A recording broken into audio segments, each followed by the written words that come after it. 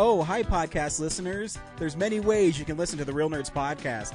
You can subscribe on iTunes. You can also subscribe on Stitcher Radio. You want to send us a Twitter message? You can do that. It's so easy, at Real Nerds. Like us on Facebook, Real Nerds Podcast.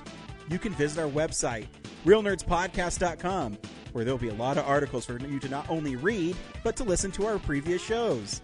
Do you like your stories told through pictures? Then you can also follow us at Real Nerds on Instagram. You can also call us, 720-6nerds5. Thanks for listening and enjoy the show. Camera, action! Well, a real nerd knows who shot, and a real nerd can follow the plot, and a real nerd can... talk film! I'm sorry. Take it outside.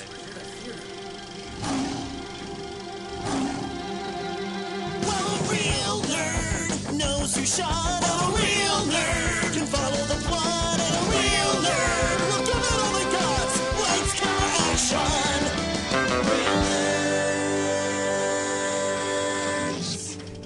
Hey, you lucky podcast listener, you. Welcome to another exciting episode of Real Nerds Podcast. I am Ryan. I am joined by my buddy Brad. Hey, what's going on? Every week, we see a new movie, and we podcast our experience to the world. This week, we saw Werewolves. Stay tuned, where we'll recommend the film or not, play the trailer, and then spoil the film. We also talk about the big movie news of the week, which I'm going to actually change to Brad's travelogue this week. Sick. And also films we watched throughout the week, because we love movies. Something that we found out about each other all the way back in high school, Brad. I remember looking into your eyes and asking you, Ryan, do you love movies? And after I found my way out of getting lost in your eyes, I said, yes, I do. And here we are 5 years later. And then I asked, would you go to prom with me? And I said, of course, 1,000 times yes. And do you want to see a movie after prom? Yes. And of course it was 1997's Godzilla, where it was a magical time. Yeah. What else is going on, Brad? You alluded to it earlier, but I got back from LA or LA, Las Vegas. Wow. Sweet. Yeah, I can't wait to talk about that. But first, the moon is full, Brad. That's good, right? Yes. This week we saw Werewolves. Brad, do you recommend Werewolves? Boy, jokes. I know you tried to screw over Corinne on this, but the joke's backfired on us. Big time. Yeah, like I appreciate that they went like practical with the werewolf costumes and everything, but man, story wise, dog shit. Like, you mean wolf shit? It's just so baffling. That's the name of the podcast episode, by the way. Wolf shit. Wolf shit. I was gonna call it Swearwolves. I like that too. Yeah. Anyway, yeah, it's just goofy and dumb and tries to be cooler than it is. Yeah, I don't think I can say any better. I just hope you like lens flares. Oh shit! I can't believe I forgot about the lens flares. Oh my god! It's funny because I wrote a review on Letterboxd and then I read yours, and we both basically said the same thing. That's right. About I hope you like lens flares with your werewolves, and you put somebody got an anamorphic lens for Christmas.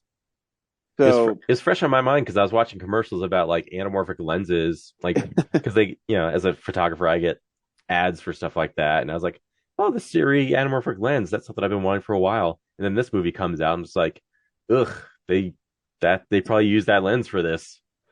Yeah, they probably did. It's probably the Sony one. Overused it. Yeah. Here's a trailer for Werewolves. Do you remember when Daddy used to tell you that story about the three little pigs and the big bad wolf? Do you remember why the big bad wolf couldn't get in the house? Because it was made of bricks?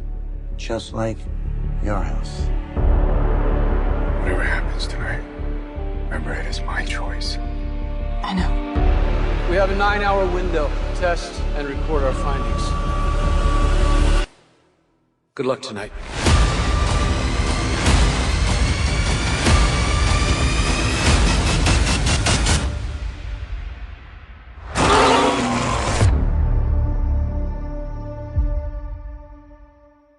So full disclosure, I always take a chance on movies like this because they kind of come out of nowhere. You know what I mean?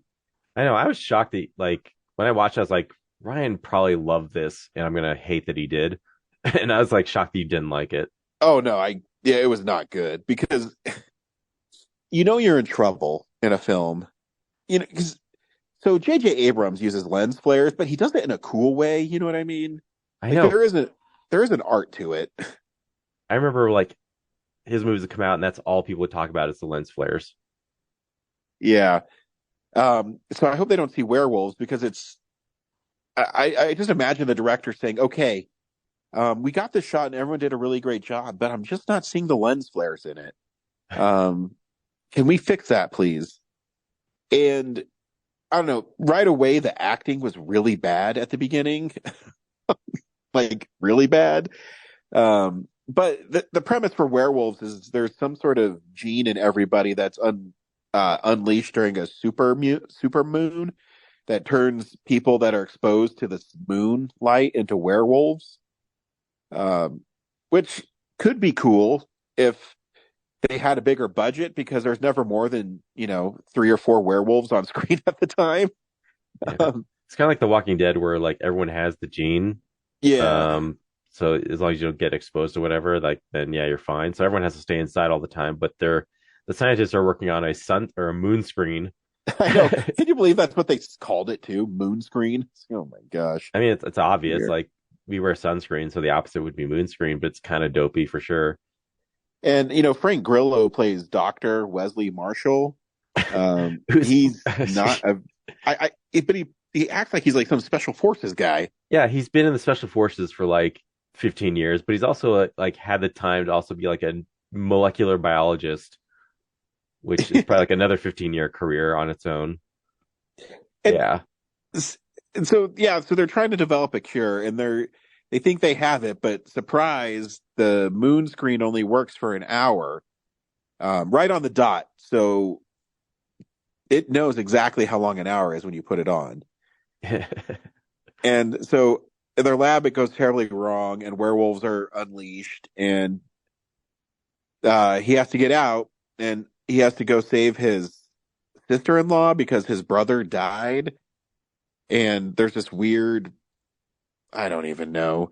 He has a niece that he's trying to protect. Yeah, well, let's back up to the I don't know, the cages. You'd assume that like they've been dealing this for a little while, so they'd make cages that were strong enough to hold werewolves, right? Yeah, or so they could do the experiment, or put them in like Denver has the tiger cage at the aquarium where they can't get out through the top. Just put them in that. Yeah. So, but I will give them, like you said, I give them props for having practical werewolves in it. But I knew right away the crazy gun guy was going to be the villain werewolf. Did you? Yes. Yeah, we forgot to say that when the movie starts out, like before Frank Grillo like goes off to the testing thing or whatever, he like the dude, like his neighbor is like just firing. Oh, that's right. Doing like target practice in his backyard. He's like, hey While man, kids are playing baseball and shit. There's kids in the neighborhood, man. Like he says, I don't care, man. Yeah. It's gotta stop these werewolves, man. America. Yeah. USA. Yeah. And well, I was too, the science behind this doesn't make any sense. So you can have a tarp over your head and the moon light doesn't hit you. You can vaguely spray yourself with like a mist and it like covers you satisfactorily. Yeah, I have no idea what's going on. I mean, some of the violence was cool, but I let out an audible, at at the end when Frank Grillo turned into a werewolf and his two werewolves fighting. Yeah, so back up. So he's rushing home to save his brother's wife and I guess his niece, who have been left alone in a fortress of a house, to free them from whatever werewolves have probably descended upon them. And then he gets in there, fights off most of them without becoming a werewolf. But the crazy one from the target practice is still on the prowl. And so once he's inside the house and safe, his plan is to turn himself into a werewolf and then go back outside and stop him. Yeah. So his idea is to make more werewolves to make another problem for his and suddenly also, as a werewolf you like are able to like have a conscience and like yeah, that's what I was gonna say too. So he's able to know that he still hates this guy because he's trying to kill his family. Yeah. And he turns into a werewolf, and then as a werewolf he breaks into his family's home and then has to be talked out of killing his family. Oh, did he change before? Because he changed Yeah, outside, obviously. Yeah, he came back in and he ripped the door off, remember? And the girl's like Uncle Frank Grillo, I forget it, Uncle Wesley. And then the sun happens to rise at the right time and he turns back into a normal person. Yeah, I thought he came home, like shot up a bunch of other werewolves, and he's like, oh, the crazy one from next door. I'm going to go back outside and stop him as a werewolf. But that's what he did, yeah. But then he came back to kill his family. Right. Even though he remembered that he was a werewolf to turn into a werewolf. He turned into a werewolf to stop the werewolf guy from killing his family. But the werewolf gene doesn't stop him from going back into the house to try to kill his family. Yeah, that's like I don't get the plan because the movie showed us up to this point as like when you turn into a werewolf, you kind of like don't remember anything. You're just kind of like this feral animal. Yeah. So for him to be like, oh, and like none of the other werewolves ever turn on each other as werewolves. So for him to be like, oh, I'm going to turn into a werewolf so I can target this one guy. Yeah, because you're right. You know, I didn't even think about that because that dude had a pack of werewolves with him and they helped him. Yeah. Like the werewolves never attack each other, but yeah, Frank Grillo's character is like, well, I'm going to turn into one so I can't attack him and I'll remember who he is. Yeah. And then I'll but also forget who my family is, thus putting them back into jeopardy. So I really haven't solved the problem, have I? I've just replaced one werewolf for another. Yeah, stupid. And this movie could work if they fully embraced the campiness of it and you just had people, fighting a bunch of werewolves. Adding the human story to it really made it not good. Yeah, like flashing back to the house and like his brother's wife and niece, just like I was like, why are we cutting back to this? Like, why do we need updates on this? Like, we know they're like stranded and yeah, I don't know. And then like the middle of the movie is basically just them like, I don't know, like Resident Evil style. They're just like wandering through town, trying to like not get in the moon, like in the path of the moon, I guess. Yeah, and then there's of course, the hillbilly people that are just out there killing werewolves for fun. Yeah. I don't know. The movie's really bad, so it really backfired on me to take it out on Corinne. And there's like he's teamed up with that like one scientist, and then when they finally get into those hillbillies or whatever, and they like commandeer their truck or whatever, and then she gets like sucked away or sacrifices herself. I don't know. Just didn't like have any impact on me. I was like, huh. Yep. Yeah, later. I didn't care. I was like, okay, see you later. I mean, the only thing she had going for her, she was pretty. Yeah, and it was also a way of like I thought she was going to come back later for like I don't know. As a werewolf, that'd be sweet. Or something, And they wolf fucked. The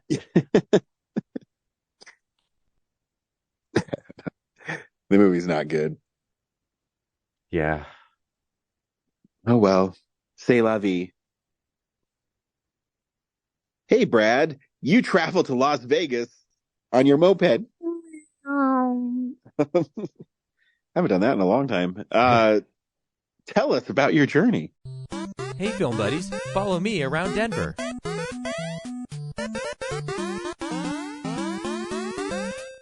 Yeah. I had this crazy idea to once I found out that parts of the Star Trek experience still existed in Vegas after all these years. I was like, I should go see that before someone tears down that building because they just destroyed the Tropicana. They So it's did. like, who knows when the Westgate's going to go? Um, although based on attendance there, I can't imagine it's going anytime soon. But anyway, I was like, I got to go see that, and I've also always wanted to see the Omega Mart Meow Wolf out there, so that'll be cool to do. Let's do that. And it was cheap. It was like $150 for the trip or something. So Yeah, that's not bad. yeah, stay overnight at the Planet Hollywood. This will be a fun little like diversion. So yeah, I get out there and I head to the Westgate Hotel and I see like remnants of like a Deep Space Nine designed like gift shop.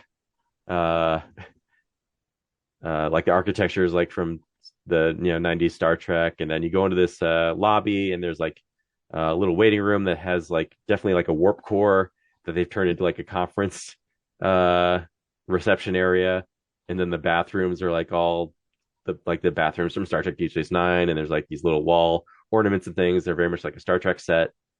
And I'm having a blast being like, oh, look at all this like cool stuff. And then I wander in this one room that has like the 10 forward like commerce, like it's this big like huge ceilings, everything, and there's like people at all these tables and everything. And like I think I'm on the way to one of like the bridge it sets, and then some woman stops me. She's like, "Excuse me, do you have a concierge with you?" And I was like, "No." It's like, well, this area is only for people with concierge who would be like having meetings about timeshares or whatever. And I was like, "Oh, okay." Um, yeah. So should I leave? She's like, yeah, unfortunately. It's like, okay. Can I take a picture real quick? She's like, yeah, it's fine. So I took some pictures, but like I couldn't wander through that area.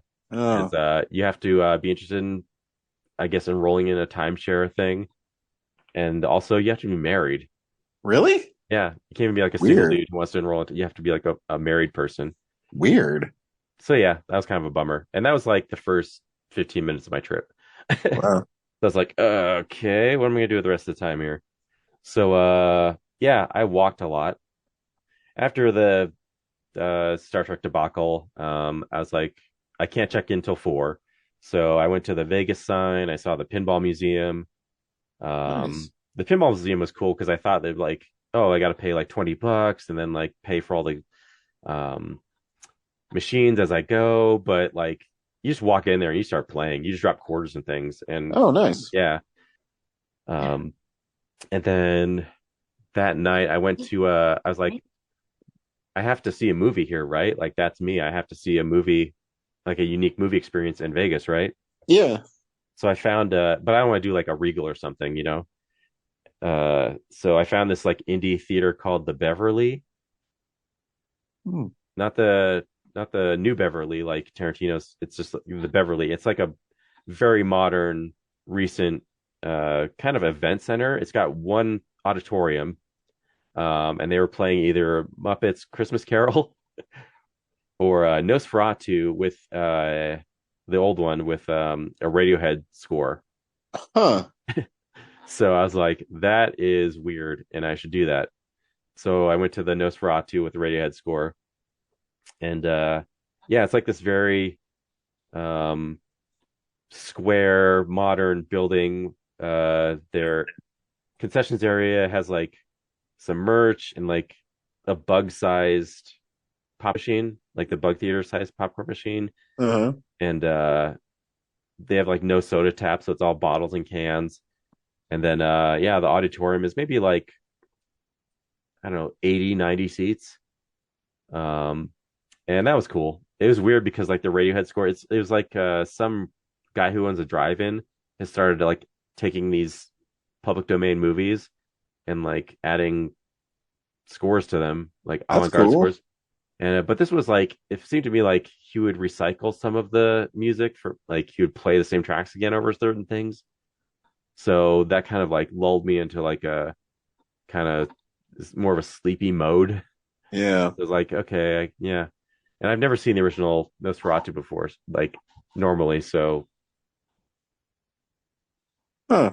I didn't I have mean, like another thing to compare it to. So yeah, I mean, it's a really cool movie if you like yeah, old movies. so yeah. Eventually, I'll watch it normally, but yeah, the Radiohead thing kind of got repetitive, so I kind of like started to drift about it and not really pay attention to the movie. Yeah. Um, so yeah, that was Vegas. Fun. We also watch films throughout the week in a segment I call What We've Been Watching. So, yeah, this is the stuff we've been watching. I'll change it up, Brad. I'll give you a break. I watched just a couple things this week. One of our friends, Zach Bynes, turned me on to Hannibal the Musical that he was working on for a limited edition Blu-ray that you ordered through, what was the name of the website? Refuse Films. Thank you. And How do you have yours already? Because I still don't have mine. you don't have yours? I don't. You have the Refuse edition one, not right? Not the Vinegar Syndrome one? Yeah. What the fuck? I pre-ordered it when Yeah. he told me about it. And it was supposed to come out on the 11th, and I got it like the 10th. And then they posted on their website, they're like, "Oh, we got them. We're going to send them out today." And it was the next day. I'm like, how the fuck did I get this? So anyways, I watched Cannibal the Musical this week. The movie's still great. It is so bizarre. But Trey Parker is so talented. You know, the song where he's singing about riding his horse. It's so When I was good. on top of you. Yeah. Yeah, on top of you. And because I always laugh too because little bitch is in it, and it's just it opens with there's always that joke where it says it's we're not going to see how disgusting it is, the cannibalism, and it literally opens with him ripping people apart and how he's being portrayed in the courthouse. It's just you could see the burgeoning of a very talented filmmaker. And I didn't know that I didn't remember he had a stage name in that film. His stage name is Juan Schwartz. Yeah. I don't know why he doesn't go by Trey Parker, but he doesn't. Yeah, it's just an insane fun movie. I haven't seen it in so long, and I was watching it, and Laura came downstairs, and she says, "What are you watching?" I said, "I got Cannibal the Musical like early. I swear I had to be one of the first people that got it." And I don't know how it showed up. I pre-ordered it, and it was just here. So, yeah. Yeah, because I went to the pop-up at Vinegar Syndrome, and the lady there said they sold out of there really fast. Because I think theirs was limited edition too. Yeah. They had some at their pop up because they screened it at the Sea Film Center. But yeah, online they're cleaned out.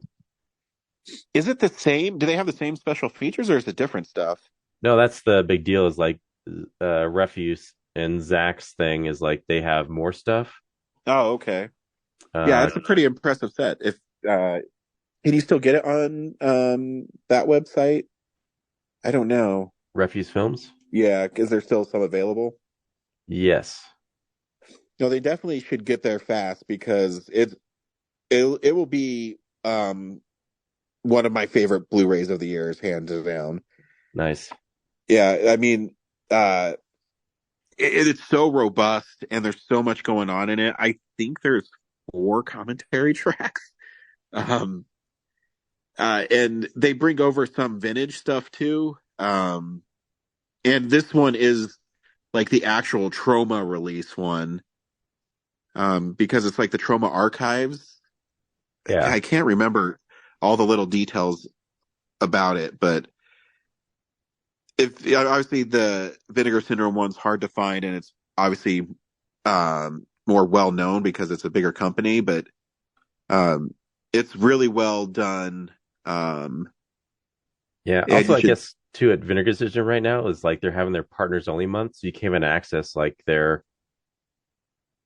like Vinegar Syndrome releases. Like they only, really, yeah. So you might be able to get the Vinegar Syndrome one online eventually, but right now through the website you can't. huh? Yeah. Yeah, because I flipped over it. I mean, they only have 3,000 with the slipcover. Um, so yeah, so they have an HD remaster of the original open matte aspect ratio, the 1993 UK cut on it, deleted scenes with Trey Parker and Matt Stone approved. One, two, three, four, five commentaries. I'm sorry. Um, and then it has one, two, three, four, five new interviews. Um, and then, I mean, it is unbelievable how much they have on this thing. So yeah, I would definitely get it from them if you have the opportunity to. If you go on their website, they still say it's up for pre-order. So I don't know. Yeah. Well, the first page said, but when you go to the actual like listing, it just says add to cart. So Yeah. So I mean, and the slipcover is really cool. It's the original poster art. And the back is him eating the tongue. So it's silly. What part of on this did Zach work on? I haven't gone through it all yet. I don't know. I think most of it, like I think he's just kind of had his hand in a little bit of everything. Oh, cool. So just basically putting it together like a producer on it. Probably tracking down stuff and like just being thorough about everything. Nice. Cross referencing all the other releases because I have the like the 13th like the 13th anniversary DVD or something. Yeah. So it's probably like looking over that one and then the original that like Adam had. And just probably like seeing what all those had and transferring it over to the new thing. Yeah, it's a really fun film. And that's what I watched this week. Great. Brad. I watched obviously I talked about Nosferatu, but I also watched Y2K. What is that? Oh, that's the Jonah Hill thing. Right? Uh Produced? yeah, Kyle Mooney directed, Jonah Hill produced. I think so. Yeah, among six other people. But yeah, it's like the teen comedy about the a thing that we've lived through.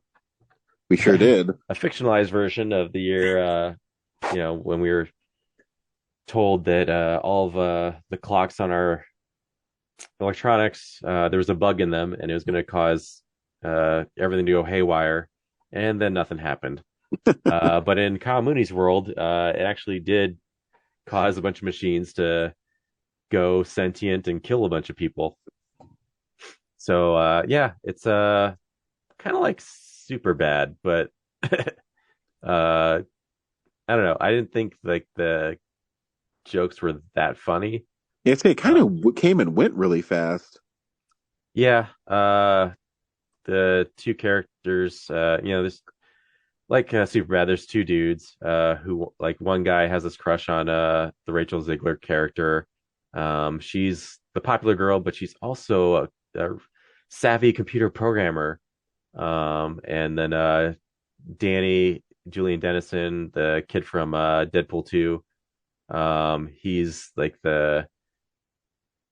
he's a super nerd, but he's also like super suave with the ladies. And so they go to this, Y2K party with all the other kids from school. And then that's when the clocks turn over and all the electronics in the house go berserk. And then, Akira style glom into each other and start killing all the kids. And then right away, Danny gets like stabbed through a door, and like you're like, whoa, the second banana in this like bro relationship just got like taken out. I don't know, 30 minutes into the movie. You're like, okay, where's the rest of this going? He'll probably come back, right?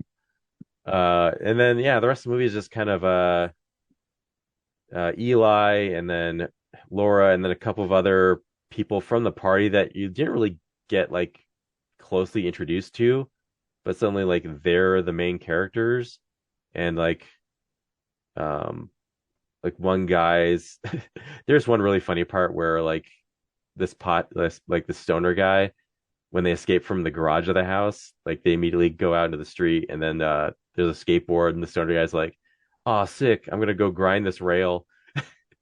Before, like, they're like trying to escape, and like he's gonna do this like one grind before he like he grinds the rail and like immediately dips it and like smacks his head on the ground and like bleeds all over the place. He like dies instantly. Like the machines didn't even kill him. He just like smacked his own head and like cracked his skull. So that was pretty funny. But yeah, the rest of the time it's just like they're just wandering through. They wander into the woods to like try to find these college students who are like doing drugs up there. And there's like no technology. Yeah, and then they escape from there and go to other places. Then the whole time there's just like not a lot of interesting stuff going on, or really that funny jokes happening. Yeah, and then eventually find out all the machines are just kind of like either killing people or directing them to the school in town, where they're kind of like rushing them through this machine that gets them implanted with artificial intelligence or whatever. So everyone's like part of this collective. So, but the only interesting parts are like there's a lot of nods to things from around the year 2000 that I'm just like, oh shit, I forgot about that. And they get like Fred Durst to appear at the end as part of like the solution. Because they're like, they're all like into what the fuck was this band called? Limp Bizkit. Yeah. Oh yeah, dude, you don't remember Limp Bizkit? Yeah. So yeah, there's like some references to 2000 stuff that like wasn't part of my world, but it's there. And then there's other stuff that's like, oh shit, yeah, that was a thing back then, type stuff. And like Tim Heidegger's there at one point briefly, and Alicia Silverstone. They're like the parents, but they're like, oh nice, in for a couple seconds. But yeah, it just wasn't like, I don't know. I shouldn't be expecting super bad from it, but like it's advertised in that vein, but like it just wasn't as edgy or interesting as that, Yeah, but you should still expect more with the talent behind it. Yeah. So it's kind of similar. Like I remember his other movie, Brigsby Bear, like was a cool like 80s reference movie type thing. And it like has like Mark Hamill and everything, and just being like, oh, like I like the vibe, but like I'm not really interested in anything going on story wise. Yeah. So, and there's no like big great surprises in it. So yeah, you think like when they off his friend halfway through the movie, he'd show up like at the end as maybe he's like some cyborg that's like the villain, Yeah. Representation of the villain, he's like, oh, it's the machines, but he's got my friend's face on him now, how do I fight through that conflict? But yeah, that doesn't happen. Huh. They just get Fred Durst to make a speech in the gym, get all the humans to turn on the machines. Cool. Yeah. Anyway.